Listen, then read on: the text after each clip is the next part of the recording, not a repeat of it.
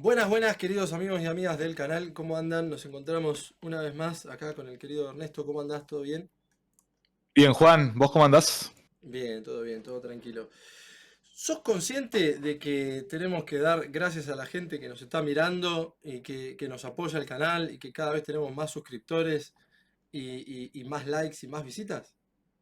Sí, la verdad que es algo que les debemos a todos. Agradecerles por el apoyo, eh, por la difusión, porque evidentemente llega a más personas de las que nosotros por ahí se lo compartimos directamente.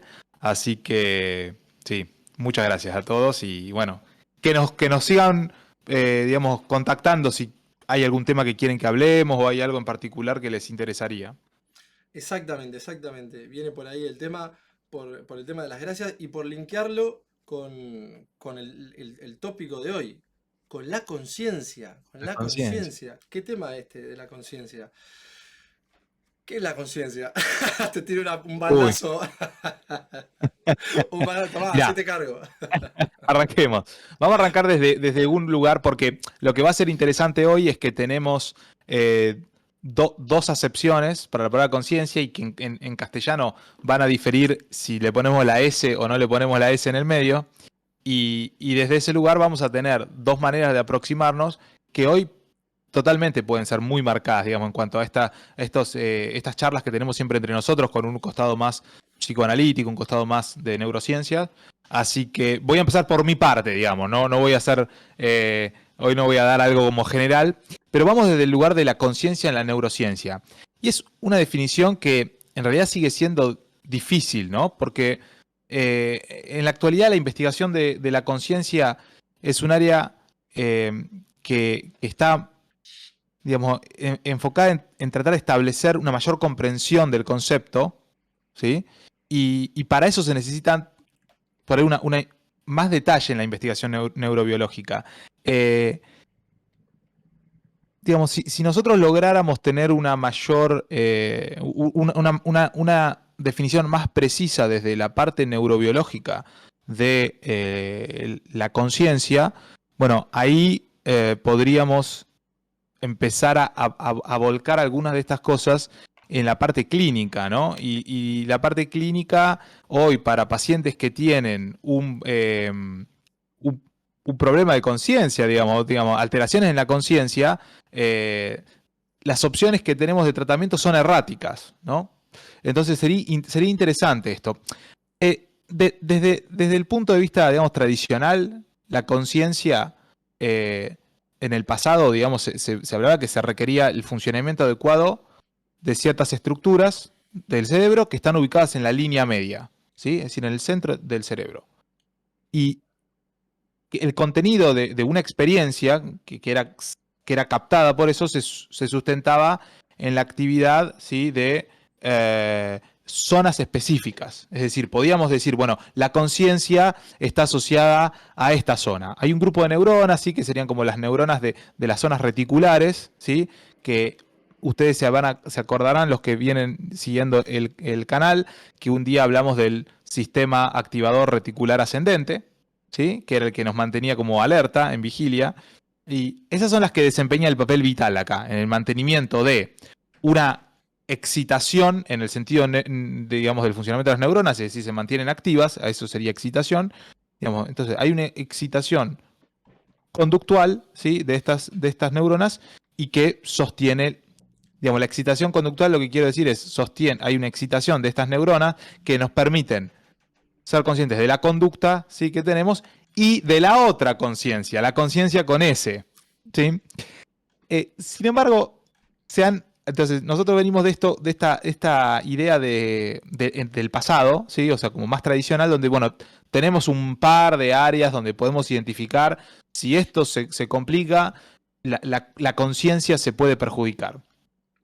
Pero en el último tiempo, te diría de 2016, 2018 para acá, se empezaron a proponer otras, empezó a haber como opiniones diversas al respecto. Por ejemplo, hay algunos investigadores que creen que la conciencia, en realidad, en vez de empezar en esta línea media, en el centro del cerebro, arranca, digamos, en la región frontal del cerebro, que serían la corteza prefrontal, la corteza del cíngulo anterior, ¿sí? Otros creen que la conciencia por ahí se crea en áreas del cerebro posterior, ¿sí? Como en la región occipital, parietal y central posterior del cerebro. Son zonas que en nuestro canal hasta ahora no hemos hablado mucho, y lo cual es interesante porque nosotros hablamos de cosas muy psi y digamos, lo que pasa en la corteza o nivel occipital, por ejemplo, es ¿cómo decir la palabra en castellano adecuada? El procesamiento de los estímulos visuales principalmente, ¿no? Nosotros lo asociamos con eso. Y, y sin embargo hay algunos investigadores que dicen, ojo, puede estar empezando ahí, ¿eh? Puede estar empezando en la región posterior del cerebro. Eh, entonces, hay preguntas dando vuelta, ¿no? Alrededor de esto. Y es, bueno, la primera, después de esto que digo, es ¿dónde está la base material de la conciencia? Claro. ¿Sí? Entonces, esa base física de la conciencia es todavía la pregunta abierta que nos permitiría ir metiéndonos más en este mecanismo. Claro, porque uno dice, bueno, la conciencia, digo, te ponen anestesia, ya no estás más consciente. ¿Y dónde actúa, por ejemplo, la anestesia? Cuando te van a dormir, en qué sustrato fisiológico actúa? Como para decir, bueno, acá está el corte. Nosotros tenemos dos, eh, dos estructuras que van a ser afectadas cuando utilizamos cualquier tipo de sedación. Porque la anestesia, ¿sí? Es un ejemplo, pero por ejemplo tenemos otras drogas, ¿sí? Que pueden interferir ese, ese pasaje, o a veces hay um, estados patológicos, como puede ser el coma, el estado vegetativo, ¿sí? Que también estarían influyendo en estos mismos lugares. ¿Que cuáles son? Hay un punto en el cual la información que viene desde el cuerpo, ¿sí? Se reúne en el tálamo. Nosotros tenemos una estructura que se llama tálamo, que está por debajo de la corteza del cerebro, y desde ahí la información cuando llega al tálamo se distribuye a distintas partes de la corteza. Por ejemplo, al procesamiento visual, al procesamiento auditivo, ¿sí? A, no sé, el procesamiento de distintas cosas. Entonces, como que el tálamo recibe la información que viene desde afuera o desde dentro del cuerpo a veces también y la reparte a donde tiene que ser procesada. Si nosotros cortamos el flujo de información desde el tálamo hacia la corteza, estamos evitando que esos estímulos se hagan conscientes.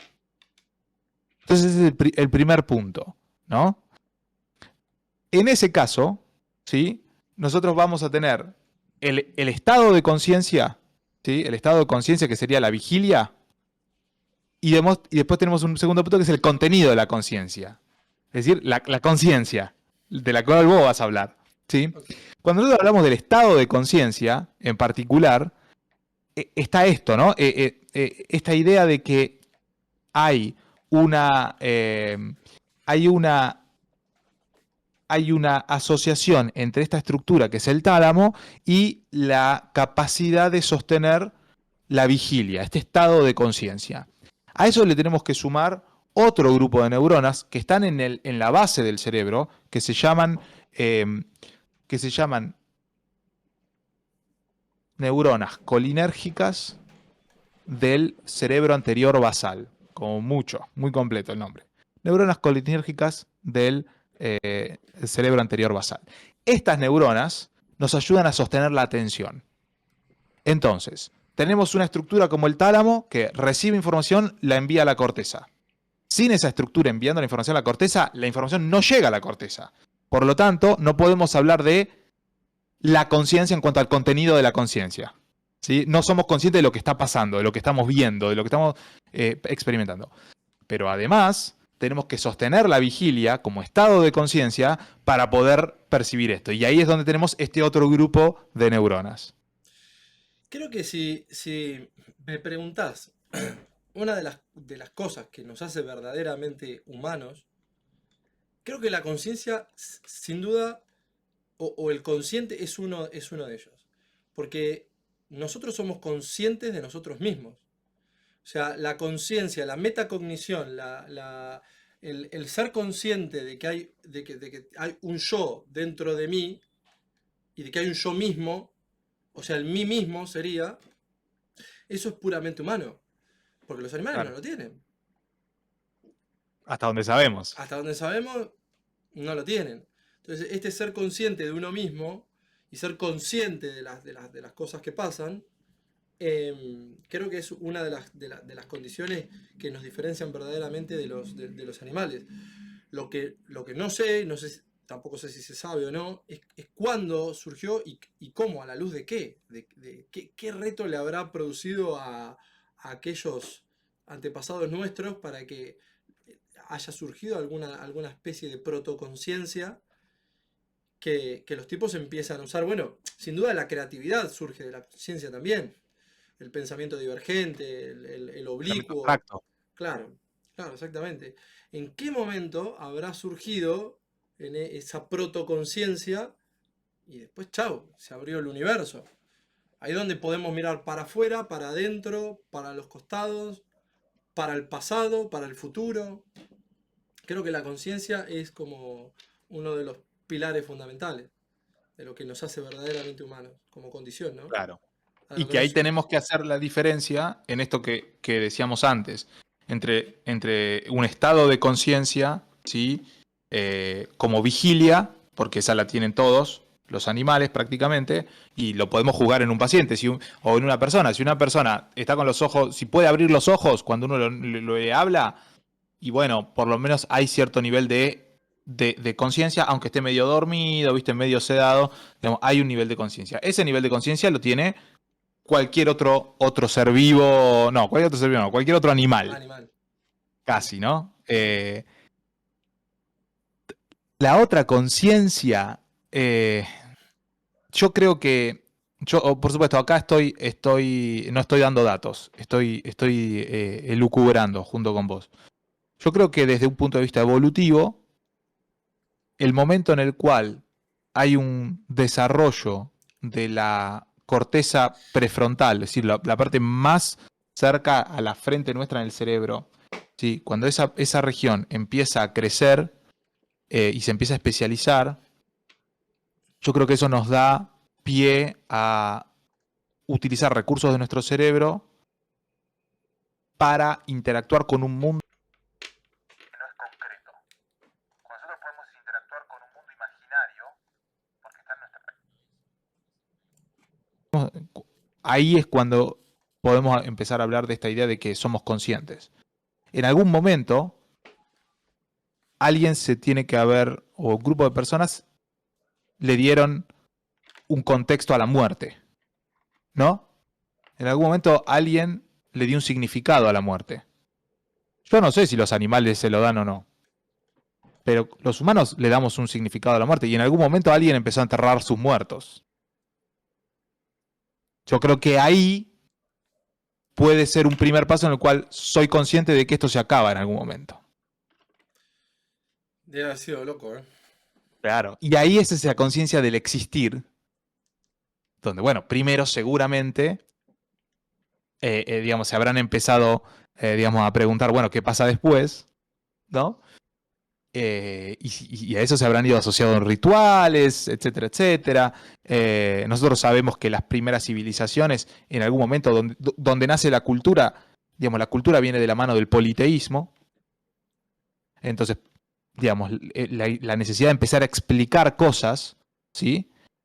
Asignándole fenómenos, digamos, hay alguien que maneja el sol, hay alguien que maneja la lluvia, o la lluvia y el sol eran un dios en sí, la tierra, la muerte, la vida.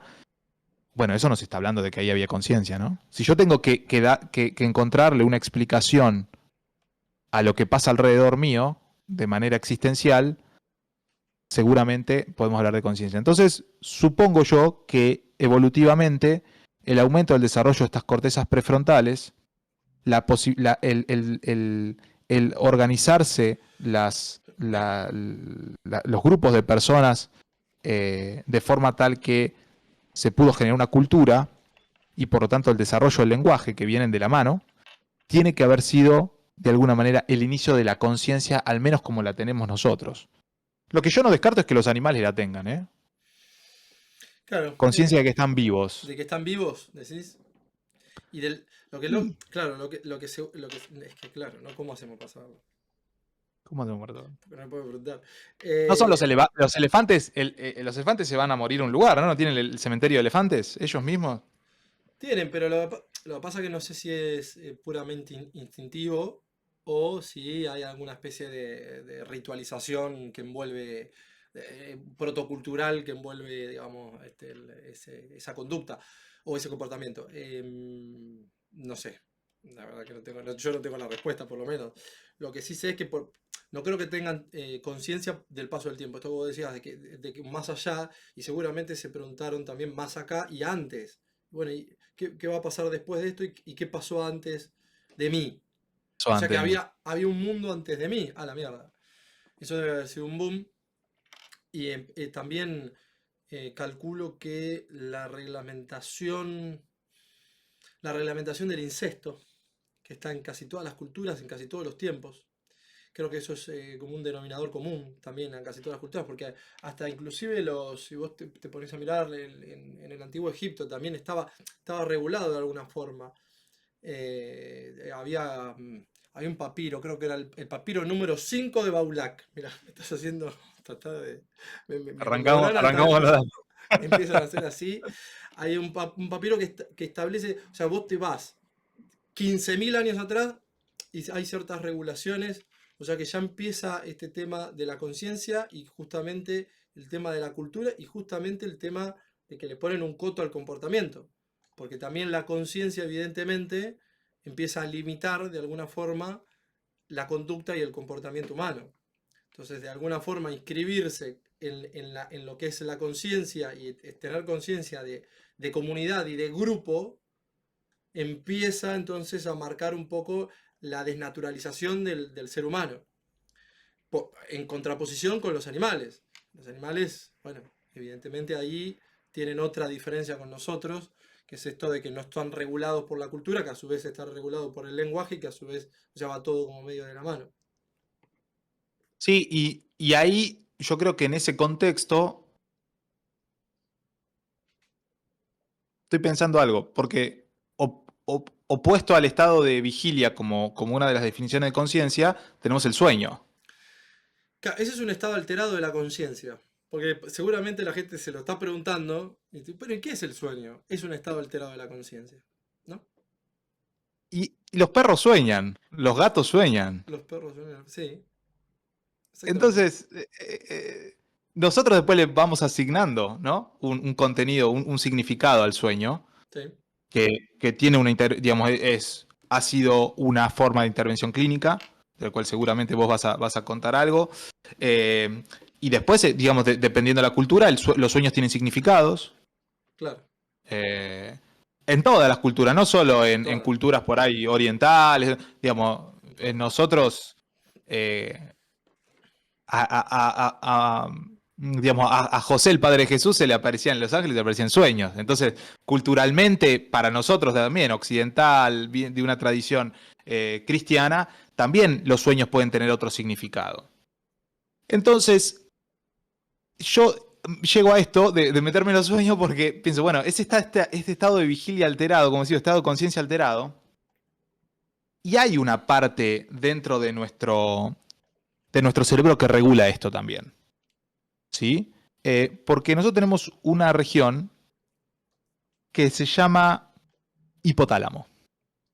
Y el hipotálamo es una glándula, una estructura que está ubicada en la base del cerebro, si no está en la corteza, está por debajo, que tiene una zona, ¿sí? Un grupo de neuronas que se llama núcleo paraventricular.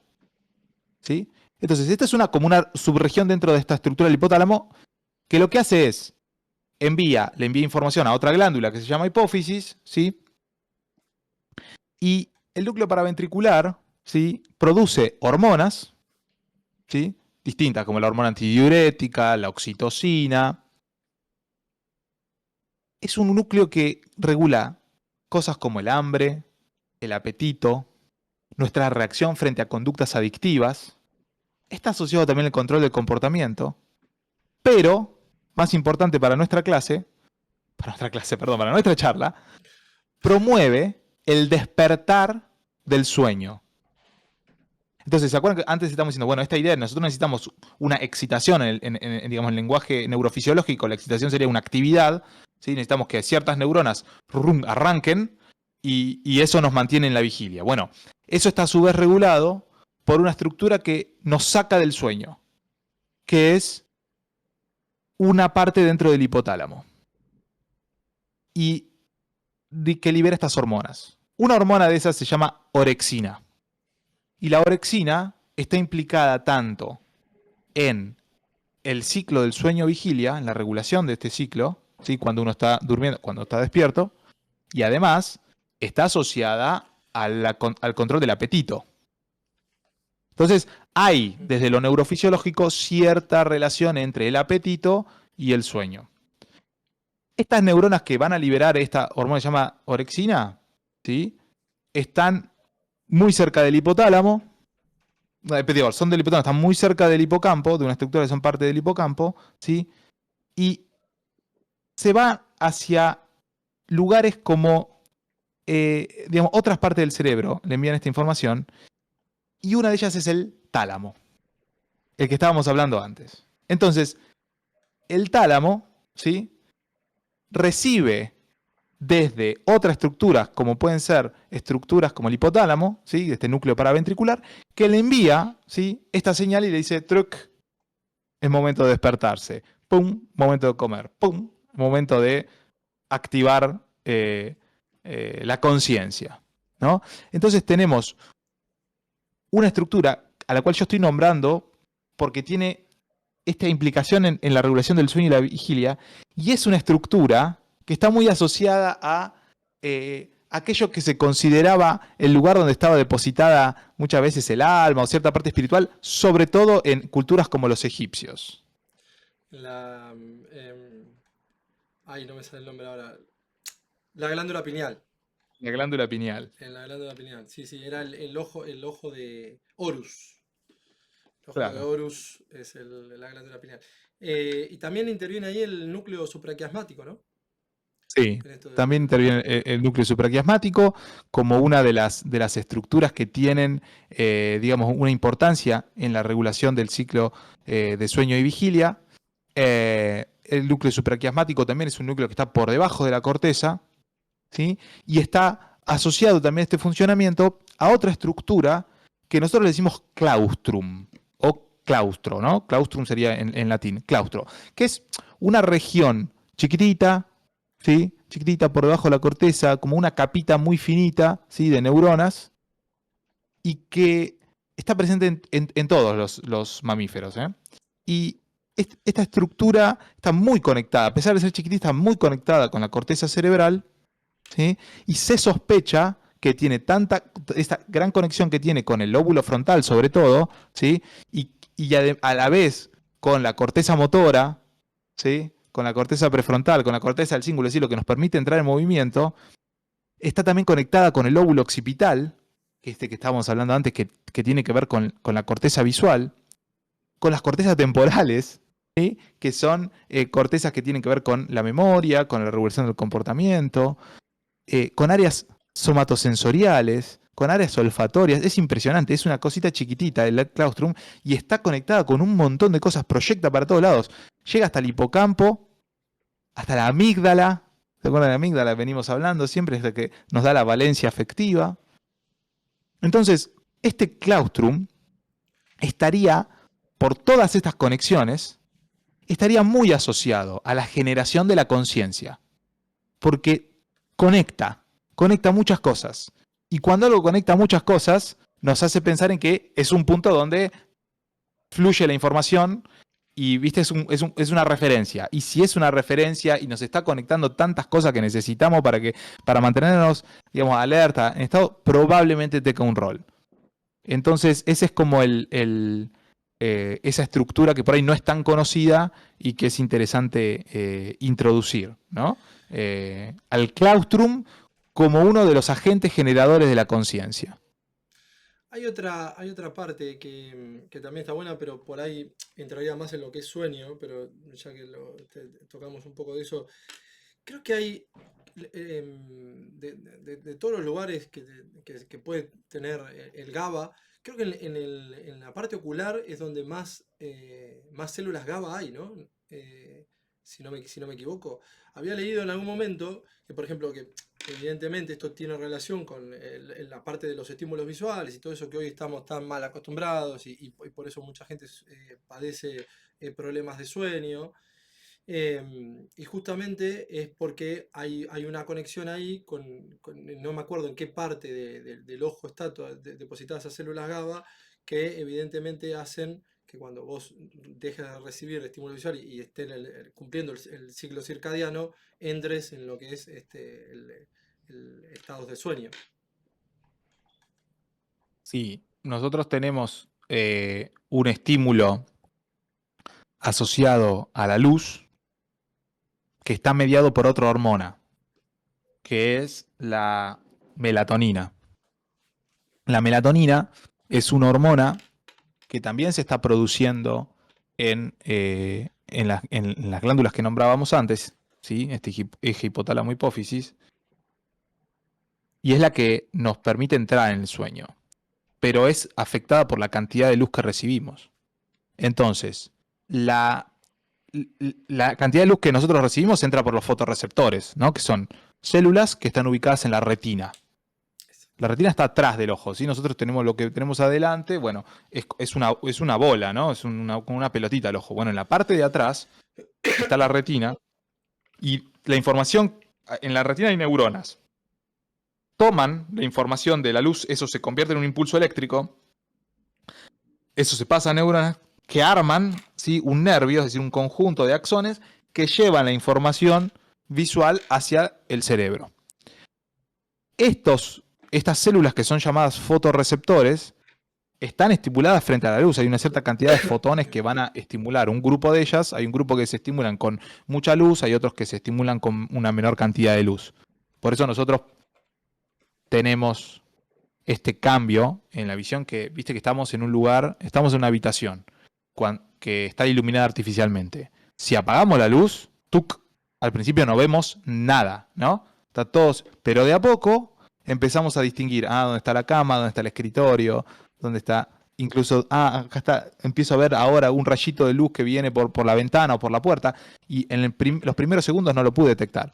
Eso es un cambio de cuáles son los fotorreceptores, los que captan luz, que están actuando. Cuando prendo la luz de nuevo, y yo podía ver en la oscuridad cosas, viste que te enceguece. Sí, Ahí tenemos que hacer el cambio de nuevo, de los receptores que usamos para recibir poca cantidad de luz a los que recibimos con mucha cantidad de luz. Para que esto funcione, los fotorreceptores y las neuronas que están en el ojo que van a llevar la luz tienen que estar inhibidas. ¿Sí? Hay una inhibición constante de un grupo y de otro y eso funciona. Ahí es donde tenés un gran estímulo GABAérgico, como vos claro, decías. La inhibición va a estar mediada por eso. claro. Cuando nosotros recibimos mucha luz, eso va a hacer que los niveles de melatonina, que es esta hormona, disminuyan. Cuando nosotros artificialmente estamos expuestos a pantallas durante una larga cantidad de tiempo, incluso la luz artificial, pero sobre todo las pantallas, bueno, eso está impactando en qué le pasa al cuerpo con los ciclos de luz y oscuridad. Por eso es entendible que ahora tengamos mayores problemas para dormir. Aunque, vos sabés que la otra vez estaba mirando cuánto duermen una población que no está conectada a la tecnología. Viste que todavía tenemos algunas poblaciones, Los Amish. sobre todo. Sí, los Amish, o sobre todo en África, tenemos poblaciones que están apartadas digamos, de la modernidad. Sí. Y entonces no tienen luz artificial, digamos, siguen viviendo. Bueno, entonces la pregunta era, ¿cuánto duerme esta gente? Porque, no sé si alguna vez te lo preguntaste vos, pero antes de la existencia de la luz artificial, bueno, ¿será que los despertaba el gallo a la mañana y a la noche te ibas a dormir cuando se hacía de noche? ¿Qué ibas a hacer? Entonces, no. Si uno puede proyectar lo que se conoce de estas tribus ¿sí? Que no tienen digamos, una inserción occidental o una inserción moderna, duermen en promedio unas 6 horas y media. Es decir que Razonable, muy razonable, pero no duermen más por claro. no tener luz artificial. Eso es lo interesante. Pero por ahí lo que... Sí, sí, sí, sí. No, no, sí, sí, decí vos, porque me quedé pensando en eso. No, es que para mí, de- no sé si duermen mejor, porque por ahí si se están muriendo de calor y no tienen un aire acondicionado, alguna cosita, o una cama confortable, por ahí está complicado en ese sentido. Pero por ahí si se van a acostar en un horario más prudente, más relacionado con esto del ciclo circadiano, que es cerca de un día, porque en realidad tendría como 25 horas el día, Sí, tiene 25, sí. no 24. Sí. Bueno, quizás la calidad del sueño es mejor. No sé si pasa por dormir 20 horas, sino No, creo no que... pasa por dormir 20 horas. Exacto. También, porque también es la cantidad de sueño que nosotros tenemos. Está la idea esta de las 8 horas, ¿no? Sí, Las 8 horas varía en cuanto a, depende de la edad de la persona, depende del contexto. No necesitamos 8 horas sí o sí o nos morimos, digamos. 6 horas está bien, ¿sí? Pero, bueno, esto va a variar. Y este es el problema, varía, tendríamos que hablar un día de sueño, o sea, sí, un día de vamos, sueño. cerramos acá y después nos metemos un día en eso. Sí. Digamos, eso va a variar, depende de las necesidades de las personas. Pero, y depende de la edad, ¿no? Hay distintas necesidades. Pero me quedé pensando algo yo. Si estas personas no tienen luz artificial, no tienen tecnología, ¿no? No, probablemente no tengan más transmisión de conocimiento e información que la oral. ¿Qué hacen todas esas horas de noche en las que están despiertos? Relatos, qué sé yo, no sé. Exacto. No tengo idea. Yo creo lo mismo. Yo Pasar creía el lo día mismo. ahí. Porque si nosotros somos animales que no tenemos buena visión nocturna, no tenemos buen olfato y el oído en comparación con otros animales es mediocre. Eso significa que dependemos mucho de la luz para realizar nuestras actividades. Cultivar, cazar, lo que sea. Entonces, cuando es toda oscuridad, bueno, va a estar muy limitado lo que se puede hacer. Supongo, Probablemente, sí, ¿eh? sí, sí, sí, decime. Pro- Probablemente si nuestros antepasados han dormido 6 horas y media, 7 horas en promedio, durante largas noches, en invierno sobre todo, ha habido mucho tiempo en el cual no se podía hacer otra cosa que estar juntos y quizás eso ha fomentado la cultura y eso ha armado digamos, ha dado un tiempo del día específico para que se genere esta conciencia del ser. ¿Se entiende mi relación? Sí, sí, sí, es interesante. Supongo que también, digamos, por ahí tienen un montón de horas, igualmente van a tener que estar destinadas a, y ahora lo vinculamos ya de vuelta con la conciencia, a los estados de alerta y a ver que la tribu de al lado no te invada, que los animales no te coman y ver qué pasa. Y algunos se quedaron analizando las estrellas, que seguramente algunos se quedó porque evidentemente no, ya tenías cierta cartografía de los fenicios y también de los polinesios. Em, pero bueno, este estado de alerta. Bueno, igual el juego también tiene que estar, ¿eh?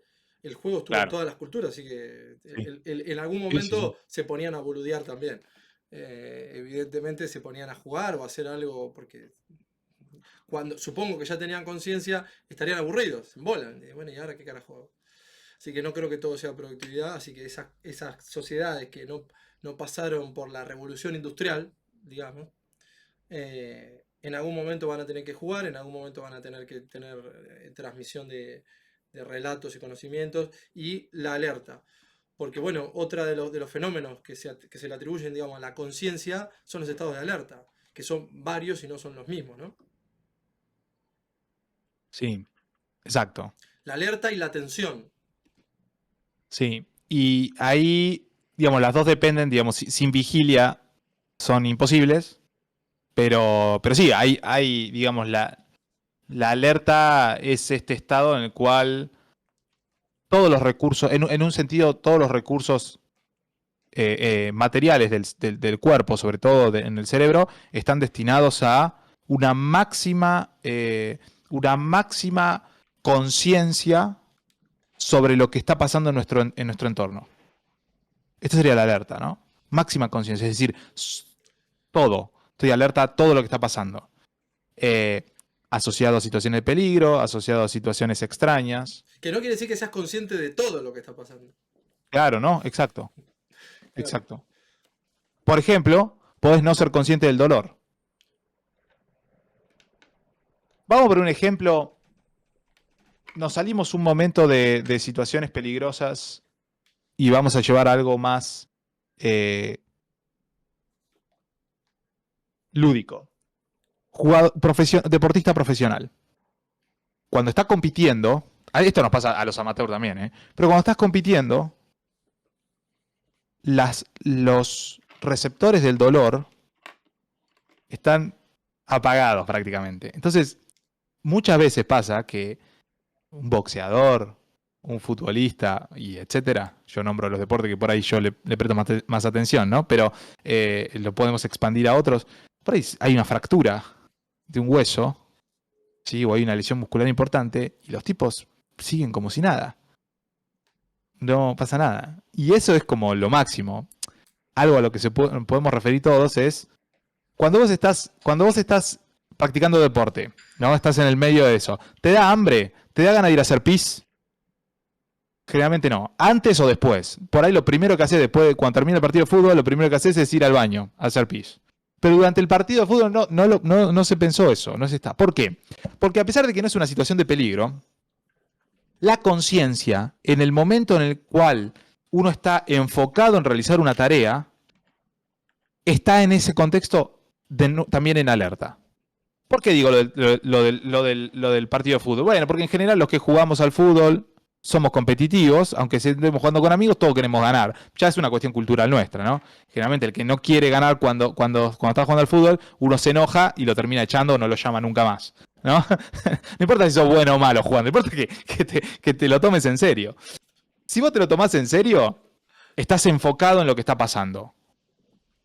Si vos estás enfocado en lo que está pasando, estás en alerta. Si estás en alerta, todos tus sentidos están puestos ahí.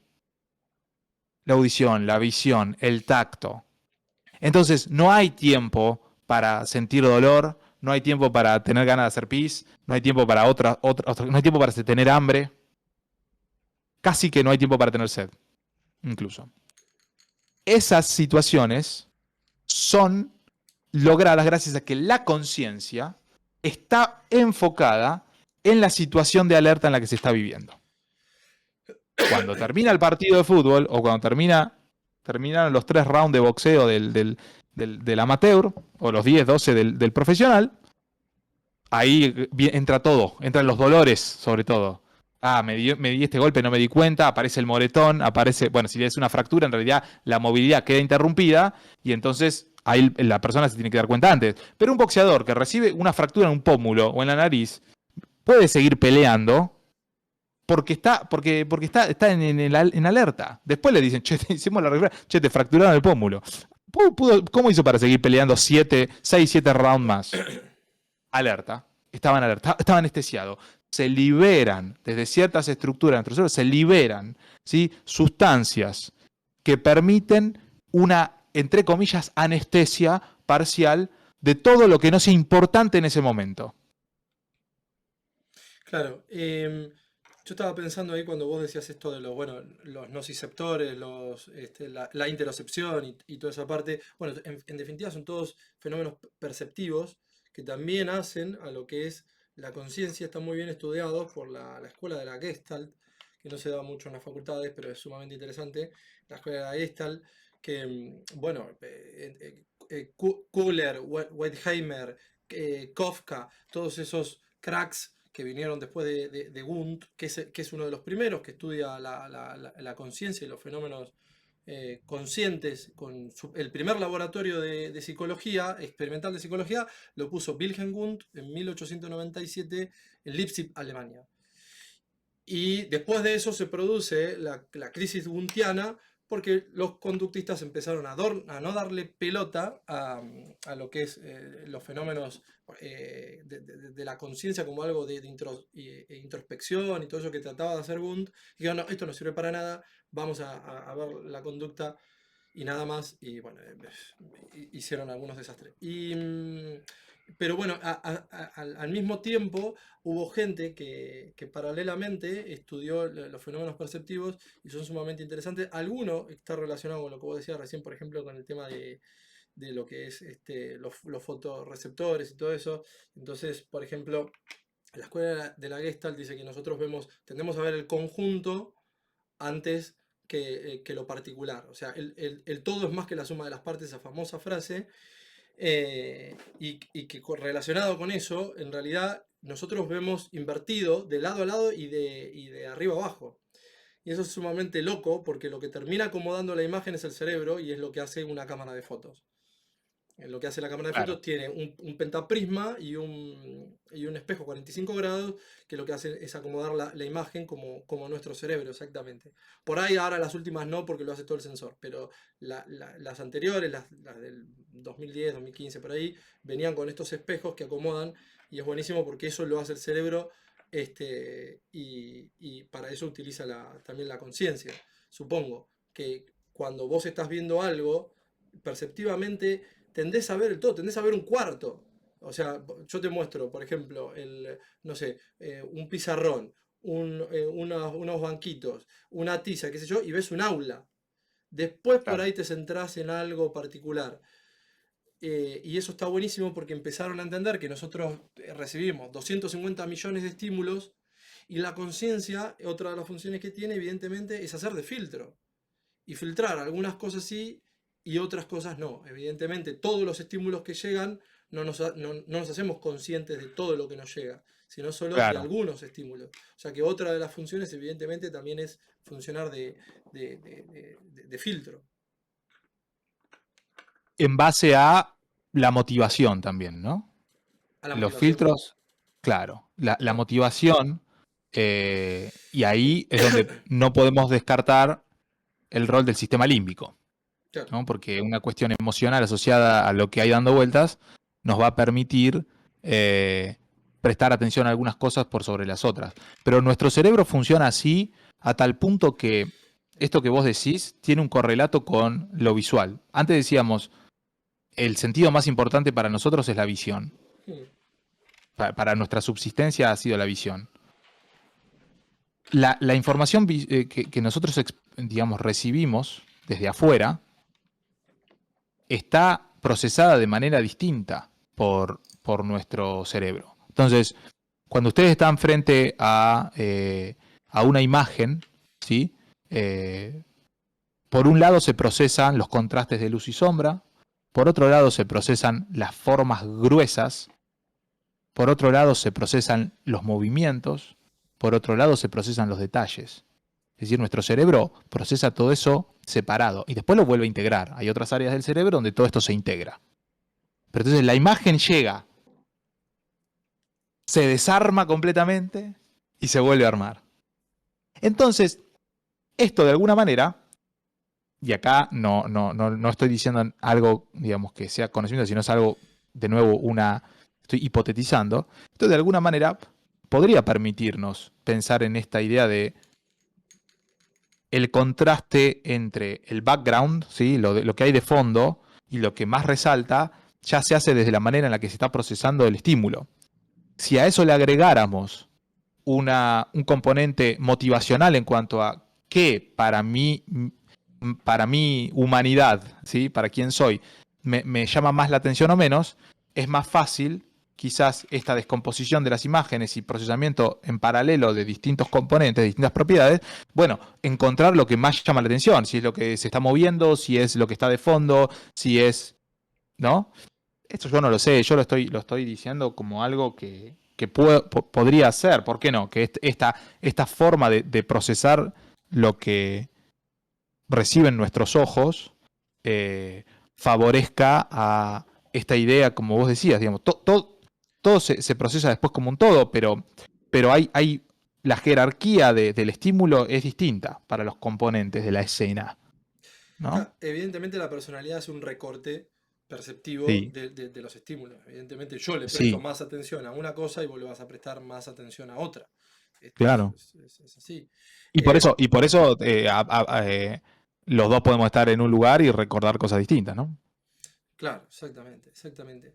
Y otra cosa de la conciencia y de cuando estamos en este estado de vigilia, también el cerebro funciona con otra frecuencia, que no es la misma que cuando entramos en el sueño o estamos en un estado alterado de la conciencia con alguna droga, alguna cosa así, ¿no?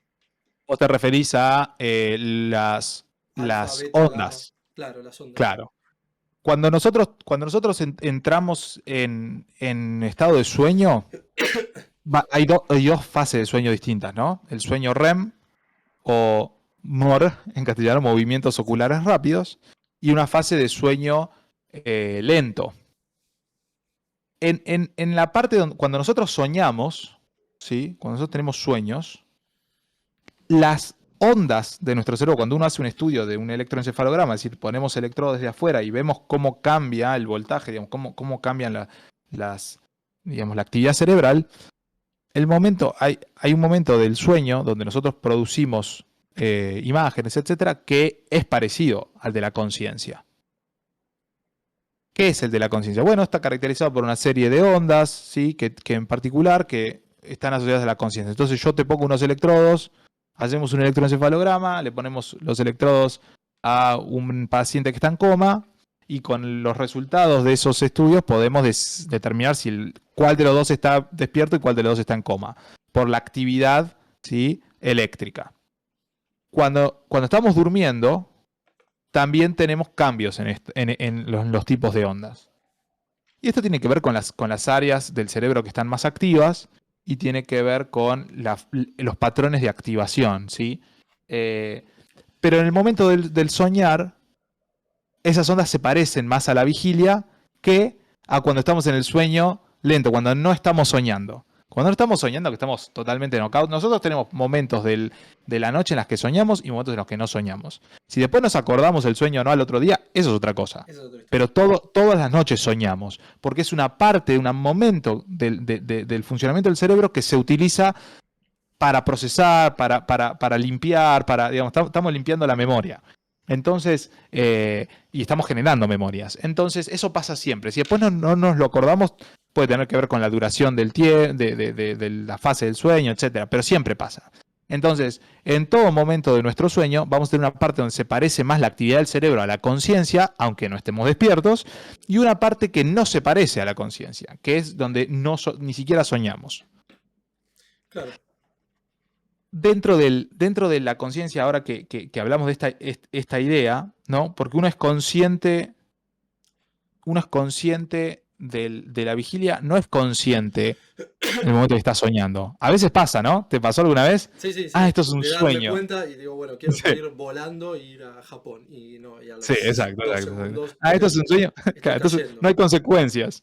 No hay consecuencia real a lo que voy a hacer. Bueno, es un fenómeno interesante del cual yo desconozco, pero lo voy a buscar para cuando tengamos el capítulo específico de sueño, porque no sé por qué pasa. Pero sí es interesante que para hablar de la conciencia, hay, digamos, como tres grandes teorías por la forma, por la acepción inglesa de la palabra teoría, ¿no? Son modelos, propuestas de trabajo sobre la conciencia. Y en esto hay una que se llama teoría del espacio de trabajo global, que se basa en la idea de que el contenido cognitivo consciente se utiliza globalmente, ¿sí? Para una variedad de procesos cognitivos. Y eso incluye la atención, la evaluación del entorno, la memoria, la comunicación verbal.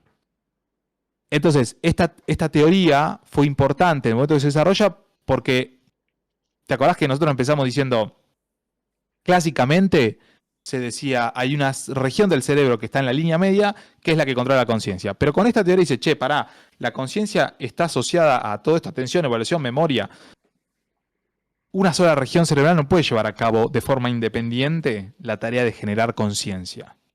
Entonces, esta hipótesis, que es más o menos de la década del 80, lo que dice, bueno, la conciencia requiere de la participación conjunta, ¿sí? Y de la coordinación de distintas partes del cerebro.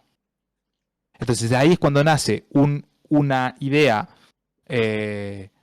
más amplia del concepto de conciencia y se empieza a trabajar en el conjunto, ¿sí? El problema de esta, digamos, teoría es que no aborda la naturaleza de la conciencia, digamos, ¿sí? Limita la teoría bueno, tiene que ser más cosas. Entonces tiene ese límite, no nos permite esto, digamos, encontrar, bueno, cuál es la naturaleza, no permite como una explicación de la función cognitiva de la conciencia, Claro. ¿sí? Pero no aborda el problema de la naturaleza. Y cómo cualquier proceso mental, digamos, se puede volver consciente.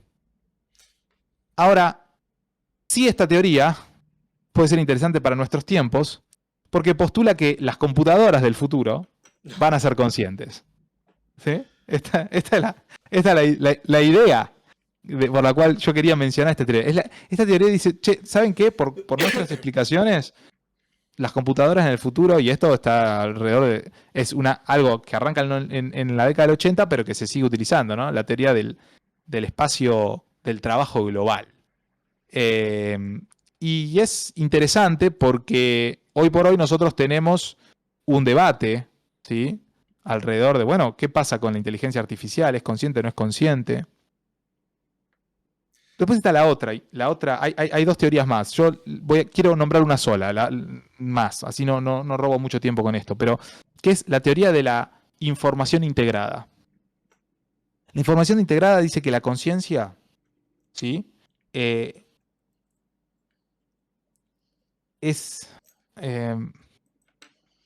digamos, esta teoría permite un marco más como, digamos, matemático, ¿sí? Para evaluar la calidad y la cantidad de conciencia.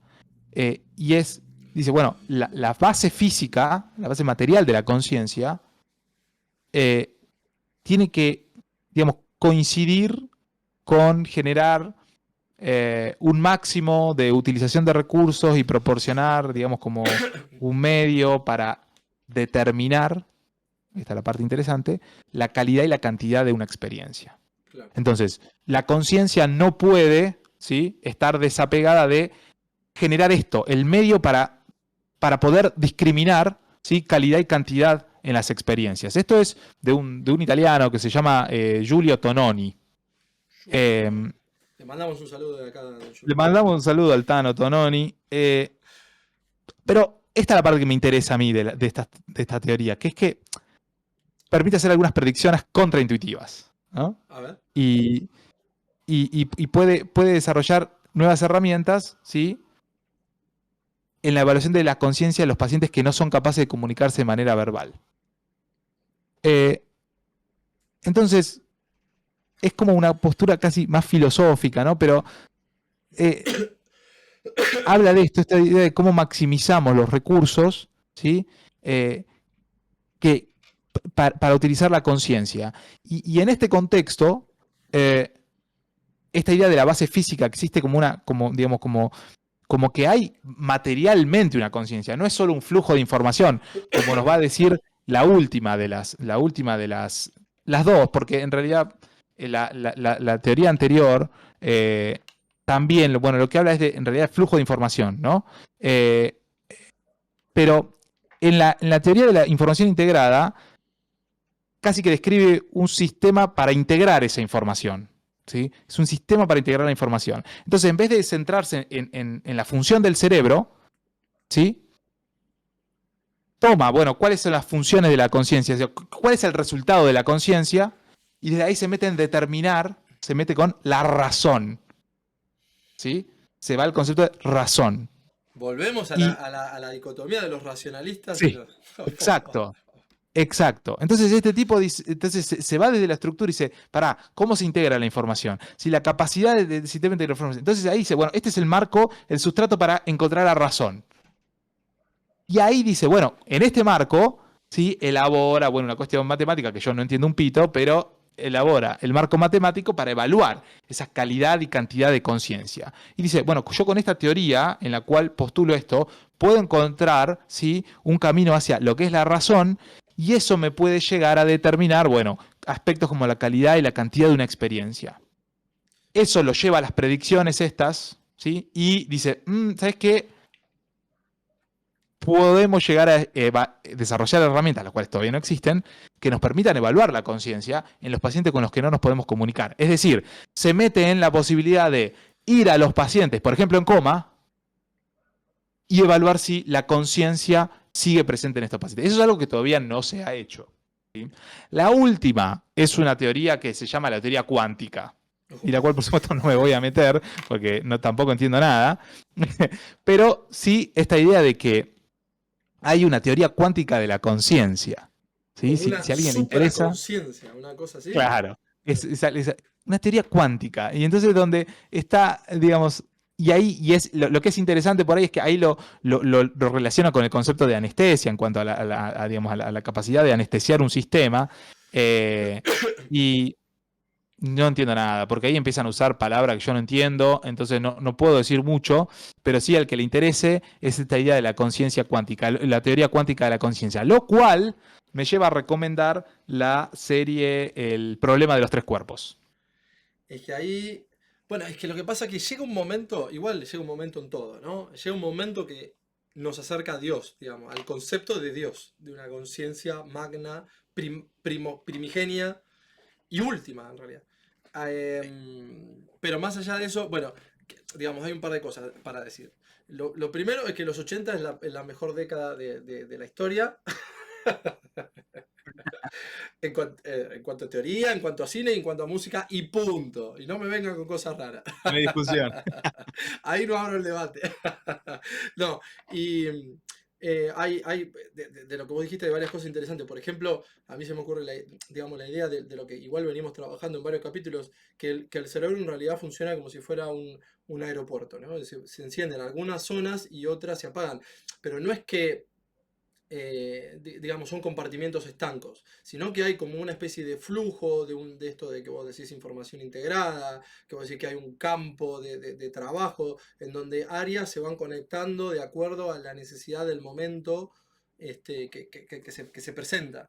Y eso me parece que un poco que incluso que la conciencia es más que la razón o que el razonamiento lógico, la conciencia vinimos tocando varios puntos, la atención, el filtro, el estado de vigilia. Bueno, evidentemente también está asociado con la memoria. Claro, definitivamente. Ahí entraría un poco. Pasa que Freud no le da tanta bola a la conciencia como esto que estamos diciendo, como la cotidianidad, como de lo cotidiano, de yo hacerme consciente de tal o cual. Freud no le da tanta pelota, pero establece, ya lo tenemos ahí el capítulo de la primera tópica, en donde, bueno, él establece el sistema de consciente, preconsciente, inconsciente. Pero él quiere hacer Stranger Things. Él quiere ver el lado oscuro digamos, la parte que no se ve. A él le interesa el inconsciente, entonces la conciencia es como que no le da tanta bola o tanta importancia a la conciencia, sino lo que está detrás. Entonces se mete más, si bien establece esa primera tópica, que después la reformula, porque hace la segunda, que también vamos a tener en el capítulo, en donde pone el yo, el ello y el super yo, y la reformula, la complementa y le da más importancia a esto de la parte de atrás, del inconsciente. Entonces, por ahí, los psicólogos, viste, cuando se fija más en lo consciente que la conciencia. Entonces hay como una Claro, diferencia ahí claro, exacto. del consciente, que de la conciencia, que es todo esto que estamos abarcando.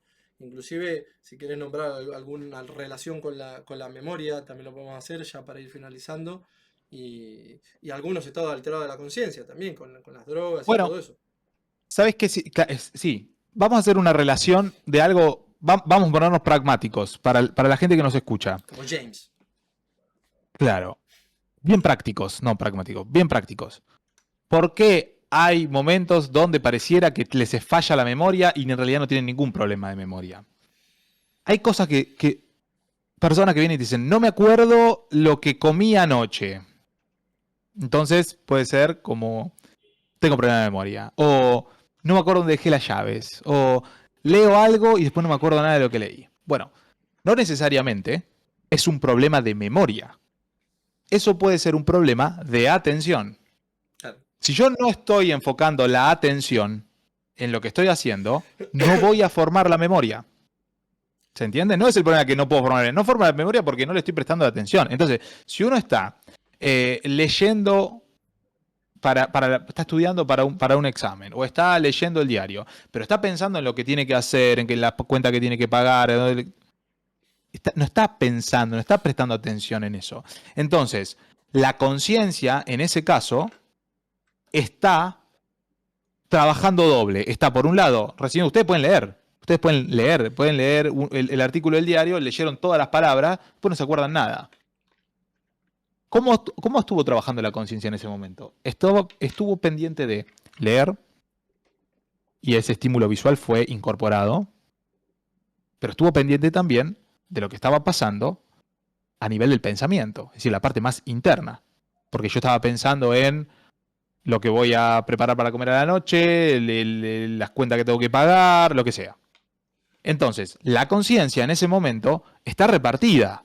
Estoy pendiente del entorno, ¿sí? Porque yo sé dónde estoy, soy consciente de dónde estoy, soy consciente qué hora es, soy consciente de qué actividad estoy haciendo, soy consciente que estoy leyendo algo y por eso lo puedo leer, pero también soy consciente de todo esto que me está pasando adentro, ¿sí? En la cabeza, en tucu, tucu, tucu, tucu, tucu, tucu, tucu. Bueno, después no puedo formar una memoria correcta si no le estuve prestando atención a algo en particular. Claro. Entonces, la conciencia está actuando, nos sostiene todo, pero el estar consciente de algo no alcanza para generar una memoria. Necesitamos la atención, voluntariamente poner la atención en algún lugar. Ese poner la atención voluntaria en algún lugar, ahí sí, junto con ser consciente de lo que estamos, a lo que le estamos prestando atención, nos va a permitir la formación de la memoria. Esta es la relación. La relación entre conciencia y memoria está mediada por la atención. Sin la atención no podemos formar. Entonces, si ustedes no prestan atención a lo que están leyendo, nunca se van a acordar de lo que leyeron, nunca se van a acordar de lo que estudiaron por un examen. Sí se van a acordar de las cosas que les importan, ¿sí? O de las cosas que les llaman la atención, porque el otro componente es el sistema límbico. Y entonces, a veces pasa una vez, vos escuchaste una frase una sola vez y alcanzó para acordártela toda tu vida. Ahora, leíste 50 veces el apunte para rendir la materia y no te lo acordás. Y una vez que terminaste de rendir, te olvidaste completamente de lo que decía. ¿Cómo puede ser? Si una sola cosa la escuchaste una sola vez y el resto lo leíste 50 veces. La motivación. Si uno no está motivado, no le interesa, ¿sí? O no le llama la atención, no se puede necesariamente incorporar de una.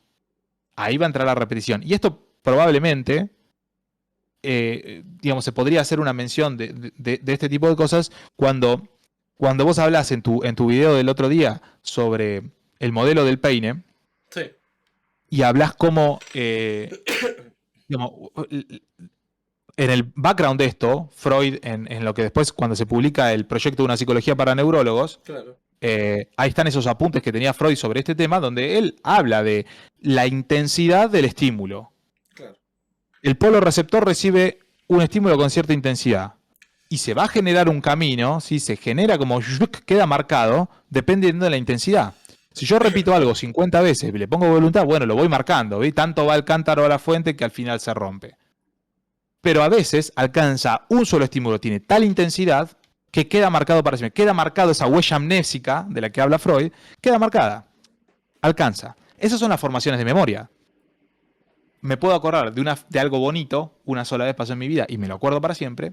Una frase que me llamó la atención, que me causó gracia, me acuerdo. O algo malo. Y acá está el problema, ¿no?